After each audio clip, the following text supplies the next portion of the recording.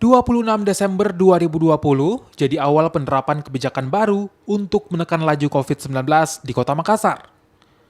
Kebijakan pembatasan kegiatan masyarakat atau PPKM diambil sebagai aturan baru setelah sejumlah kebijakan lain sebelumnya diterapkan. Kebijakan ini mengatur sejumlah aturan, mulai dari penerapan protokol kesehatan hingga pembatasan jam malam bagi pengusaha. Semuanya diatur agar kendali COVID-19 bisa dilakukan.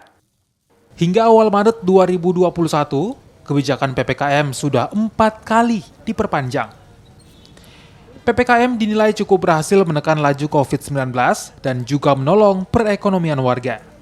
Alhamdulillah dampak penurunannya ada dibanding penerapan awal, sehingga kita perlu menambah perpanjangan untuk mengedukasi masyarakat bahwa perpanjangan ini untuk kepentingan bersama, untuk kepentingan masyarakat, dan tak kalah pentingnya kami mengajak masyarakat untuk tetap patuh pada protokol kesehatan. Kebijakan PPKM memang belum sepenuhnya jadi solusi pasti.